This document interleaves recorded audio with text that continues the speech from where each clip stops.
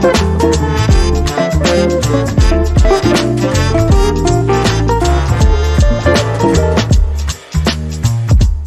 like to now introduce Mark Pash. And what can I say about Mark? He was born and raised in business. He's a businessman's businessman. He also served in the Army. And after the Army, he became a certified public accountant, and he worked to help businesses and structure money and actually, I could probably use some AMI monetary structuring, but anyhow. And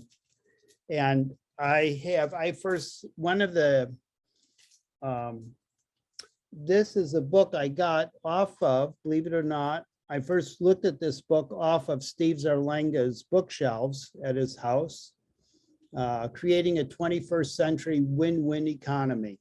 And it's a fun read. And I've told this to Mark, I particularly enjoyed the first chapter in it. It was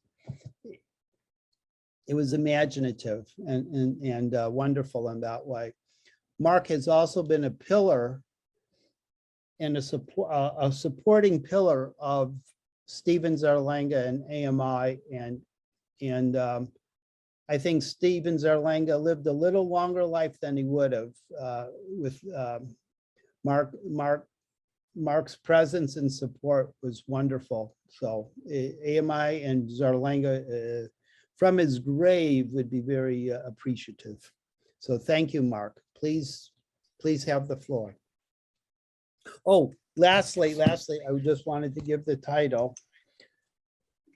This is after reform, and I know Mark Young brought up a number of things, but I think Mark's Pash now is gonna talk about the reduction of the management versus labor conflicts and increasing the chances for an elimination of poverty.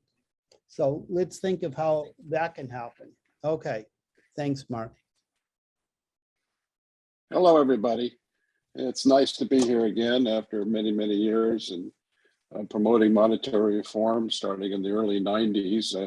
I'm glad to see more and more people joining our group, and we really need your help because it is the answer.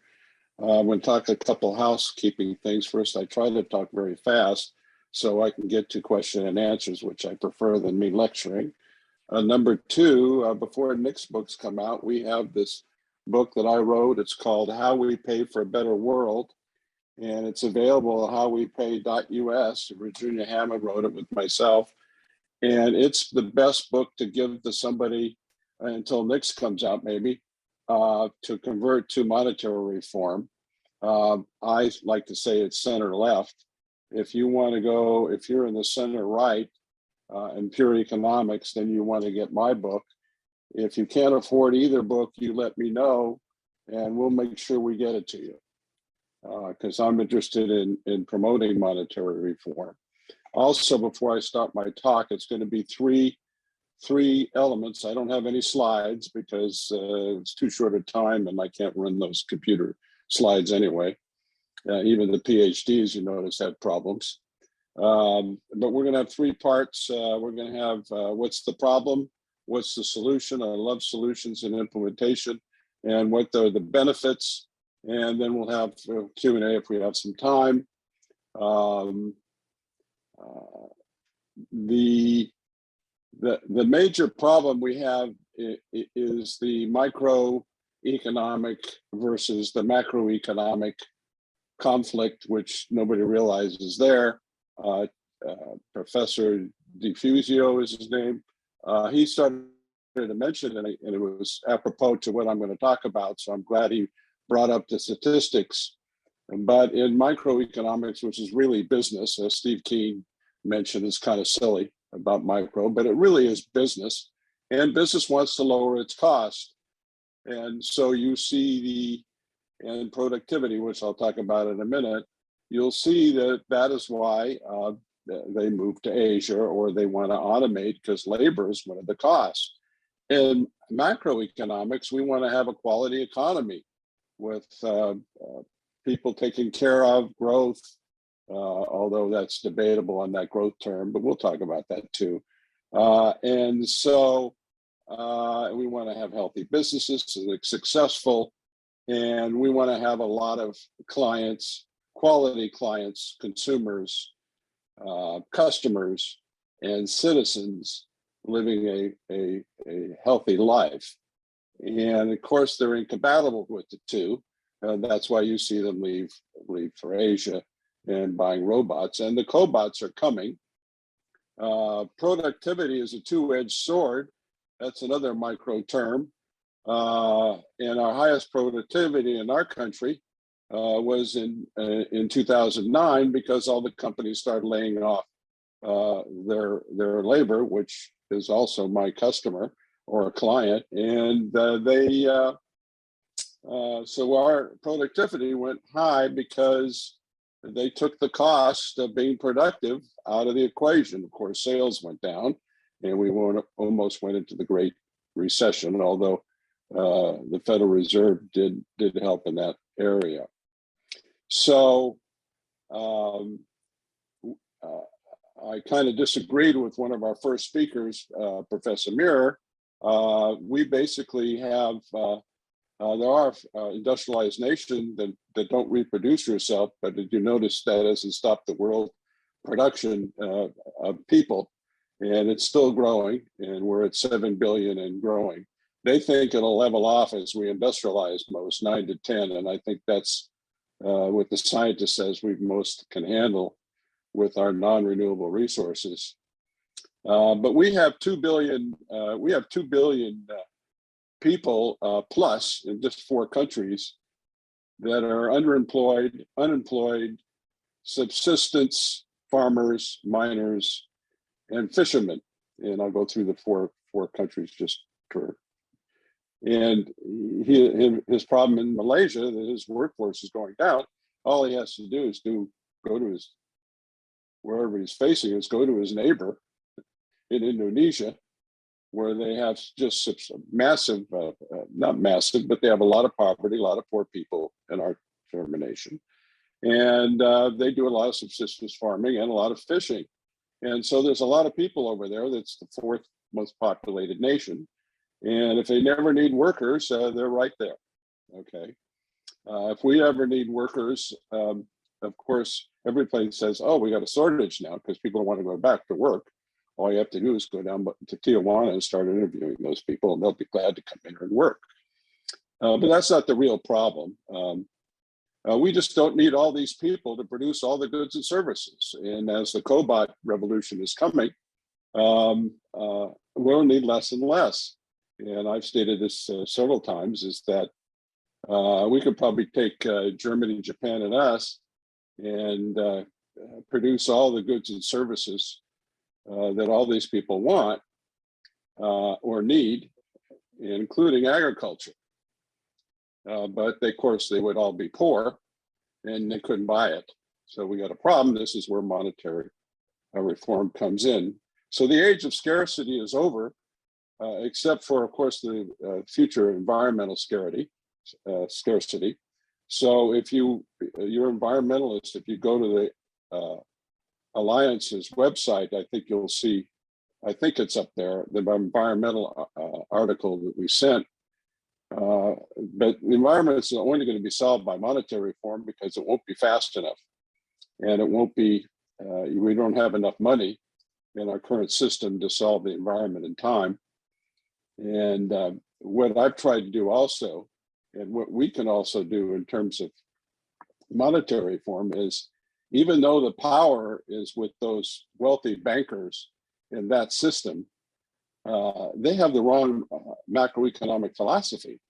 And we convince them that you don't want to kill your customers, and that's what they're going to do. And of course, destroy the whole thing. And so it's unsustainable. It will not last. So that's the problem. Let's talk about the solution. And I'm more like, let's do the solution today, not 50 years from now. The first thing we have to do is we have the elimination of labor competition for survival. In other words, they think labor should be a competitive marketplace. Well, maybe it should above survival, basic survival. So it should only be competitive above that, not for that. So how do we solve that? And basically the government pays for the survival, doesn't necessarily operate it, but pays for the basics. And what are the basics? And this is where you see The Economist and you read The Economist magazine. And of course, they really have the comments on the quality of the people and what they need. So, of course, the 5 areas that I have are universal nutrition, which is including water, universal health care, universal education, that goes all the way to college and maybe even becoming a doctor. Reasonable shelter, that's probably the most difficult to implement. Our President Howard knows a little something about that. And an opportunity to advance. And some economist says we can solve this by giving everybody a universal income. I kind of disagree with that. I'll take it, but I know knowing people, especially after watching the pandemic, is they need a little direction. So universal nutrition is solved by food stamps for all. Universal health care, many other nations have it, so that's pretty easy. Universal education, other nations have it, so we already have it. Reasonable shelter, I'm not going to get into, that would be another talk for about 2 hours. So we need to have that universal income to eliminate the need for the extras. And so the question is they also need the opportunity to advance. And of course, my definition of inequality is not what they're doing. I'm not concerned of how much the top has, although it's getting a little skewed with the billionaires. And remember, it's not just the money system that caused that, because in the 19th century, the Industrial Revolution caused that, and they were all the manufacturers that accumulated all that wealth. And it's the nature of capitalism, and it accumulates to the top. And so you have to recirculate it back down. And we started that in 1933, with the redistribution, or I call it recirculation. It comes back to us businessmen anyway. So we give it back down to our customers in various means, and they spend it right back up, and it was really working well. And they did it through unions and minimum wages. So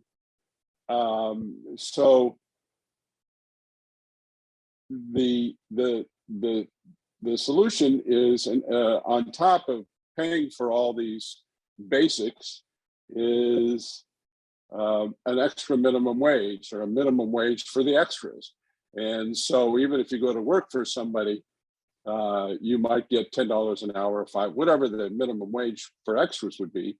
So you can have motivate to hire people of quality, and so they can work. And we'll talk about that motivation at the end here. So what are the benefits of providing or funding? Not necessarily providing, but funding, I think, is a better word, for providing all these benefits. First of all, it eliminates poverty, lowers or eliminates welfare, unemployment insurance, and those type of services.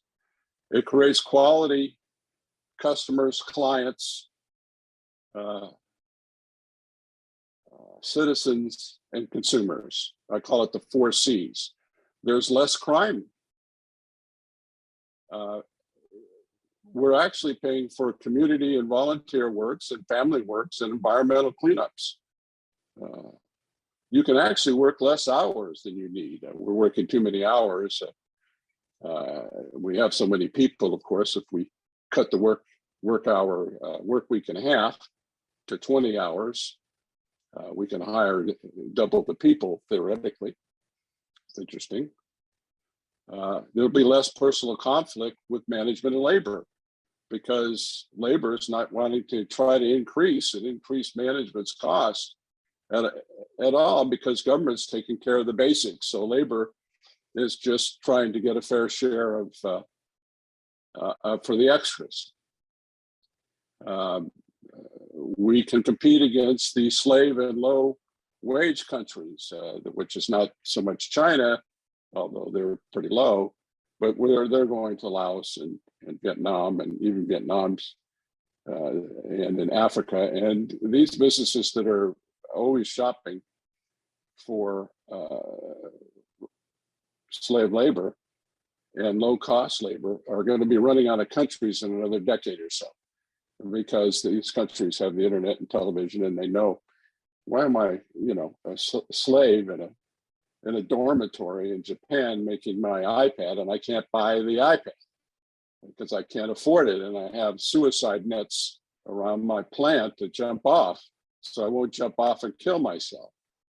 Things like that. There'll be less wage and price inflation, and we'll be prepared for the next pandemic, which is kind of the big one in the current news. Because if everybody had their universal income and their nutrition paid for, and their healthcare paid for, and their education paid for, they don't have to do anything. It's all right there. And so we wouldn't have to rush to print up and distribute money because they're already doing it.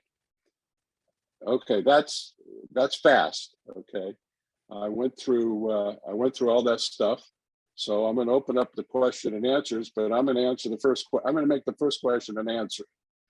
The first question, which you'll get mainly from right-leaning people, and people are too lazy to work, and they won't work under this system.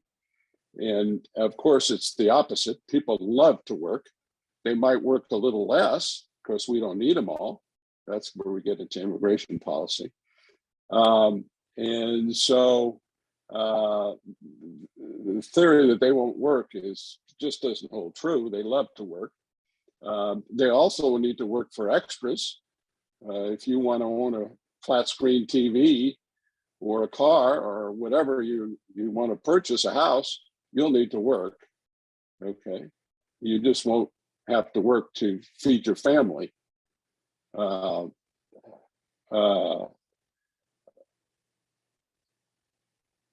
The people that are staying home will be paid for taking care of their parents or doing it.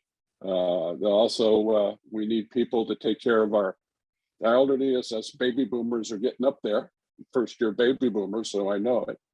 And so we'll get that. You have to look at it globally and not just in the United States. So United States nationalistic thinking is not the appropriate way to look at all these economic things. And maybe we need an incentive for people to work. I don't know.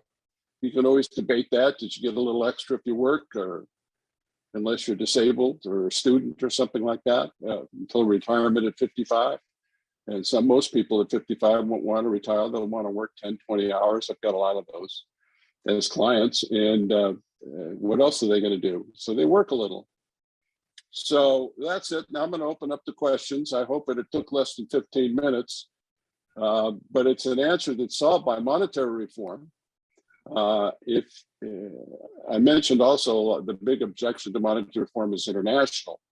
Inflation. So you can go to the website of Alliance. I think we have an article that Virginia and I wrote on inflation, why it wouldn't be, and also the definitions are kind of clouded. And then I wanted to add one little point about international.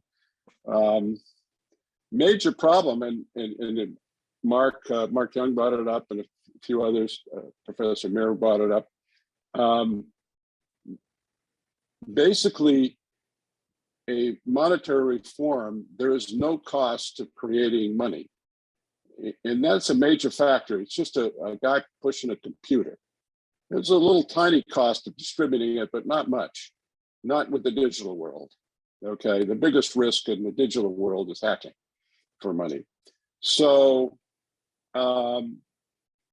if you have a trade deficit, okay, and I'm talking about, look at Haiti and look at those countries that are extreme poverty, they're always going to be in deficit. And the current system just loans it back money. And of course, they have to forgive it, Argentina. or the IMF has to come in and rescue me because they can't pay it back and they never can pay it back ever. Okay. But since money is free, if I have a trade surplus with a country, we can do it country to country. I just send back a large percentage back to that country of money. Okay, just pure money, just send it back and they distribute it. We might have some rules and regulations on that. And the next year, if we have a deficit, we don't send it back. Okay, so it depends on our trade or balance of payments, because investments are involved in that too. And that solves countries like Haiti, because they're just going to spend it back with us next year anyway. Mark, So it's going to come right back the following year. Mark, And so that's it. okay, we have a number. I don't want to run out of time because we got a number. We already have a line of people who want to ask. Okay, go to it. I'm done. I just wanted to throw in a quick word. For work, I think in the future, I think as an educator, I work with my students to enjoy life and to be curious. I want them to be curious, and in the world you're suggesting, I think curiosity will be a driving force. And about third world debt, I think we're going to have a good time in parity this afternoon, and parity in terms of international trade. And I'll have some thoughts to respond to your comments there about giving money. And in this new system, we would, is let them to spend money back. You know, Haiti will spend it back in the US, and we have that money, they would spend it, and guess what? People have jobs here helping them. So okay, Warren. There's a lot of other examples. Go ahead. Yeah. Warren, please go. Yes, I don't know. I want to say I'm totally 100%, empathetic with your whole program. I mean, it rings all kinds of bells.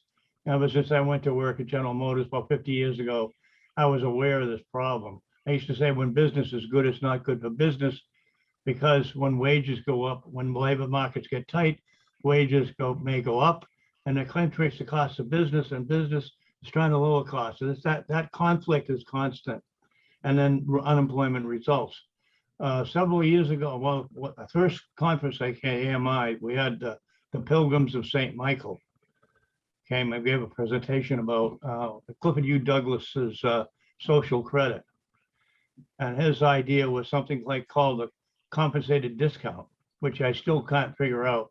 But I think the UBI or something like that is filling in that gap between what the worker needs to earn to maintain effective demand, and be able to maybe able to fill in the gap so that the employer doesn't pay as much. And so now we have effective demand. We're not causing inflation. We're not causing the employer to push up prices. And so that government money slipped in, and with a sovereign, that's free money that we can slip in there. We don't have to worry about how we're going to pay for it. And Warren, is there a question there? Because that's exactly what I said. Yeah, well, I just want to reiterate that. I didn't. Do you understand the concept of compensated?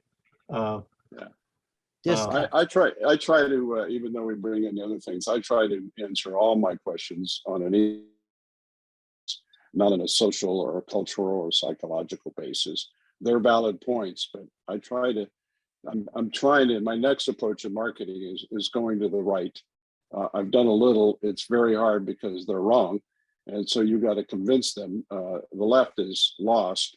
And so it's still hard with them, as you've all found out. So I do a lot of marketing in MR. Of course, I've totally failed since 1992. So we haven't really succeeded. But we're working, we're getting there. And we need all those professors there. We need them all on our advisory board. We got to have more PhDs, the guys that work in the field. Warren, are we good? Sue would be next then. Okay, Sue, if you, you're unmuted, Sue, and then John Howell. I'm starting my video here. Start video. Okay. It's not going, but. I can hear you. I can hear you. Okay. And I know what you look like, Sue. We've known each other for 15 years or something. So there you are. Hi, Mark. Hi. This is Hi. my question. Uh-huh.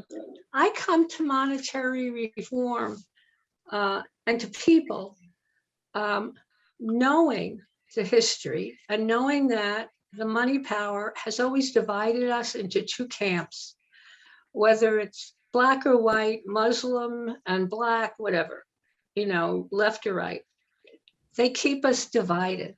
So to me, monetary reform needs to be neither left nor right. It needs to be, this is the information people know of how they're being manipulated. So I have a trouble when you talk about universal income, basic income, and climate change, because those are definitely issues that divide people very strongly. And I don't know if they should be part of monetary reform. That's my question. Well, you have to do what you have to promote monetary reform of what, it's a good question. You have to promote monetary reform on the benefits. And the two most important things are right now is environmental and inequality. And basically monetary reform is the 100% solution. There's not much of anything else. We have the technology to do the environment. And the only people are missing, other than conflict and stuff, is money to pay for things. So those are totally solved by monetary reform. Healthcare is not; it helps fund it. Shelter will help to do it, but it's more complicated. So universal income, I think we can even tie it. And this stuff, whether it's bad or good, I don't know. This new thing that the Federal Reserve and the central banks are coming out, this digital currency, I guess it's called CBDC or whatever. If they don't put it out there, and I'm big on a variety of distribution and do money. If they don't put out there in a universal income type way, it's going to be a waste of time anyway. And there's no benefit to it. It's just going to evolve in the banks. And again, the people that get money are the people that already have it, and then they spend it and it gets out there a little bit and not enough. So it's more of a marketing effort. And when I say left or right, I don't mean politics. I mean economics. Okay. I try to stay politics out of it. The right is in economics. Of course, the far left is socialism, real socialism, not paying for Medicare. Is Karl Marx, and the right is, although he has a lot of other writings, and the right is, of course, the free market solves everything in human economics, which is ridiculous. So that's what I'm talking about. I'm not talking about the political aspect. And we're split on political. We're not split on really issues, because they don't know what they're doing. Okay. Thank you. I hope that answered it. John, please, and then Franz would be next. And we may not have too much more time after that. We'll see. We'll see. Oh, John, what wonderful work you're doing. I emailed you that. It's just incredible, that connection with the Women's Leagues of Ogres. And John is a real eloquent teacher of monetary reform. It's much better than I am. I wish I had his ability, but go ahead, John. Mark, I always like to listen to you, and particularly, in past, you've often emphasized this business of the distribution end. And I think your contributions there are really strong. And what I want to ask you about, there is this sort of argument, even within monetary reform, about whether or not money creation done by government should be exclusively spending into circulation, or whether it should also involve some lending into circulation. And as you know, Stephen Walsh has talked about this wonderful story of the Pennsylvania colony, and they experimented with things, as Stephen described, and realized that both of those things were needed. But in a sense, in Pennsylvania, government had to lend because there really weren't any banks at that time in colonial Pennsylvania. Now there are banks to do lending, but I know you propose have the government do lending that's sort of modeled on the Reconstruction finance efforts that were done in the 30s. And so talk about how you feel about that lending versus spending in terms of what government ought to do in creating money. Well, the number one thing is always going to be spending. I don't talk about that as the number one thing because it diffuses the other. It's also investing besides loans. But the reason you distribute new money in 3 different vehicles, which is investing, lending, and grants or spending, is that you can put more money out there to solve our problems. Because when you invest and you properly and then you lend, you get a return over time. And so a perfect example in the infrastructure world, if we're going to build a bridge, okay, and we're going to have a toll on that bridge, we can lend them a 50 to 75-year mortgage at 1%, and it costs a nickel or a dime or a quarter in a toll to pay for this long-term finance, and the amortization puts money back into the treasury, okay? We can also use the banks and other brokers and other things that evolve from this for underwriting, and they get a piece of that 1%. And so universal income would obviously not be a loan, okay? And that would come from government spending. But certain things can, and then I can put more money in there because every month or every week they're sending money back, and I can accelerate that. And we need to do that to solve the environment. The environment is speed and amount. And the only way we're going to do it, it's too slow. I mean, last year in 2020, the current banking system loaned fossil fuel companies $1.2 trillion. Well, you know, we're really, how are you going to overcome that unless we get in control of the money and spend more to offset it? And so also you employ people in underwriting, and so they can have a nice underwriting job. You employ the banks, and I've always stated that we've got to bring the banks along with us, so it's got to be win-win. And the banks become distributors of this new money along with a lot of other people or new loans, okay? And so it's going to keep that industry going, and they probably won't support us anyway because, my God, they got to give up the printing press in the basement. But it's basically an inflationary thing, and it's basically get more money out there to solve our problems without inflation. What I'm hearing is that we shouldn't be so insistent that government, in undertaking monetary reform, limits itself to spending into circulation. That's correct. Okay, It's thanks. the number one thing. Also investing, which you read in my book, all this is in my book that I talked about. When you read investing, they could set up an investment, which they do anyway. If you see what's the Italian with a long last name starts with M, Mercato or you know, the economists, they do it anyway. So you might as well get a return on investing.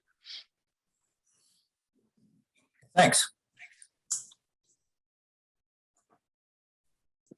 You're mute, I think. Thank you, John. Last question is from Franz. Franz? Yes, Mark, I was wondering how you involve the ILO in your considerations, you know, both economically and also politically, given that the ILO, among the very few UN organizations, is the tripartite membership, government, business, and civil society. How do you involve who? The ILO, International Labor Organization. You know, I've made some, you know, labor should be for monetary reform, number one. Also, people without, groups without money should, you know, the poorer groups should be involved in monetary reform. It's hard. That's all I can tell you. I've tried a little bit through labor, and they should be our biggest supporters, along with environmental people. And because this is how you solve this conflict. But I think you're asking me a marketing question of how do I promote it, and I just keep banging away, you know, for 30 years, and we've had some interesting discussions here, and I do mostly try to promote monetary reform. Actually, my biggest thing right now in terms of promoting monetary reform is a little tiny thing called money. And if you look at other NGOs in which we may be fundraising, we need more money so we can promote monetary reform and get it out there from a marketing standpoint. And of course, we have the cheapest way of marketing right now ever, which is the internet. So we don't need as much as we used to, but and so that's why I'm in charge of the fundraising committee. Not in charge, Virginia's in charge. That's why I'm involved in the fundraising community, and I'm researching ways that we can increase it so we can actually physically have a publicity, which is free advertising program, and some other programs. So money is the key, fundraising and money. Fundraising the money to spend to promote monetary reform, because I think that's the answer to promote monetary reform. Also, it brings in political. I work in the political arena a lot, and I do. If they don't promote monetary reform, they don't get money from me. So I'm working on one candidate now who's interested. I had one last time, didn't listen to me too much, so he lost. But it was in a big red district. So. So I'm working on that too. I hope that answers it. Yeah, Yeah, thank you. Exactly. I'm particularly thinking also conceptually, how you increase this international organization, which is really almost. Well, you know what? Yeah, you know, it's interesting because we've had a big decline of labor union over the year. Well, one of the biggest reason is because the law for unionization, but the other reason is a lot of workers don't really need it. With OSHA and minimum wage and other things that are going on, they don't need to belong to a union anymore. So minimum wage in itself reduces the need for a union. And so I don't know if they'd accept universal income covering this to eliminate unions, because it kind of would, except for the extra negotiations. So it could be a problem there in marketing to them. Yeah, but it would also be interesting in knowing what the International Labor Organization thinks about universal income. They will surely have a position. I haven't researched this, so I don't know. I don't know. Yep. I haven't Okay. seen anything. That's homework to be done. Thank you, gentlemen, and thank you, Franz, and thank you very much, Mark, for sharing your time with us, and good luck, and keep up the good work with the candidates too. I supported our friend in Michigan, and I checked out his district. It was the northernmost district of Michigan, and it was a tough go for him. Okay. If this video is helpful, please hit the like button, subscribe for new video notifications. Please consider donating at monetary.org/donate. Don't forget to check us out on Twitter at AMI Monetary or on our website